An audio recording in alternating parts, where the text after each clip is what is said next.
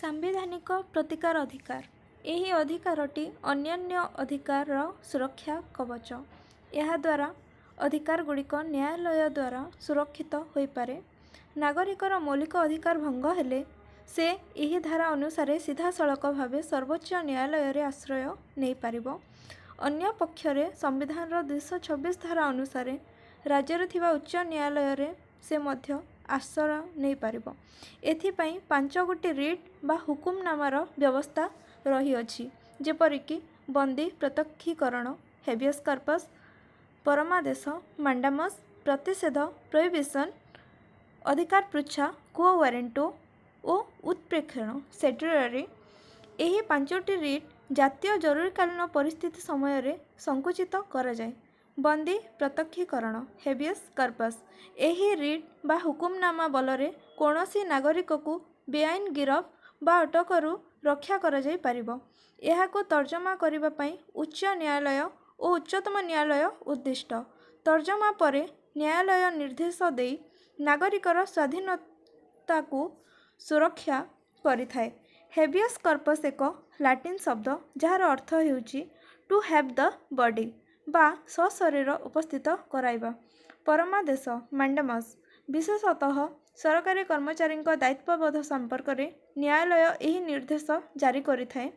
ଆଇନ ଅନୁଯାୟୀ କାର୍ଯ୍ୟ କରିବା ପାଇଁ ଏହା ସ୍ୱତନ୍ତ୍ର ନିର୍ଦ୍ଦେଶ। ମାଣ୍ଡାମସ୍ ଏକ ଲାଟିନ୍ ଶବ୍ଦ ଯାହାର ଅର୍ଥ ହେଉଛି ୱି କମାଣ୍ଡ ବା ଆମ ନ୍ୟାୟାଳୟର ଆଦେଶ। ପ୍ରତିଷେଧ ପ୍ରୋହିବିସନ୍। ଏହା ଏକ ହୁକୁମନାମା ଯାହାକୁ ଉଚ୍ଚ ନ୍ୟାୟାଳୟ ନିମ୍ନ ଅଦାଲତକୁ ଦେଇଥାଏ ଯେତେବେଳେ ନିମ୍ନ ନ୍ୟାୟାଳୟ ତା'ର ପରିସର ବାହାରକୁ ଯାଇ ମୌଳିକ ଅଧିକାର ସମ୍ପର୍କରେ ବିଚାର କରୁଥାଏ ଏବଂ ଏହାଦ୍ୱାରା ଅଧିକାର କ୍ଷୁଣ୍ଣ ହେବାର ଆଶଙ୍କା ଥାଏ। ସେତେବେଳେ ନାଗରିକ ଉଚ୍ଚତମ ନ୍ୟାୟାଳୟ କିମ୍ବା ଉଚ୍ଚ ନ୍ୟାୟାଳୟକୁ ଆବେଦନ କଲେ ଏହି ନ୍ୟାୟାଳୟ ନିମ୍ନ ଅଦାଲତକୁ ସେହି ବିଚାରରୁ ନିବୃତ୍ତ ରହିବା ପାଇଁ ଏହି ହୁକୁମନାମା ଜାରି କରିଥାଏ। ତେଣୁ ଏହାକୁ ପ୍ରତିଷେଧ କୁହାଯାଏ। ଅଧିକାର ପୃଚ୍ଛା କ୍ୱୋ ୱାରେଣ୍ଟୋ।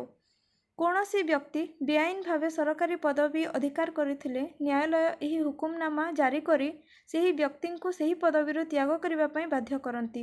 କ୍ୱୋ ୱାରେଣ୍ଟୋ ଏକ ଲାଟିନ୍ ଶବ୍ଦ ଯାହାର ଇଂରାଜୀ ଅର୍ଥ ହେଉଛି ବାଇ ହ୍ୱାଟ୍ ଅଥୋରିଟି ବା କେଉଁ ଅଧିକାର ବଳରେ।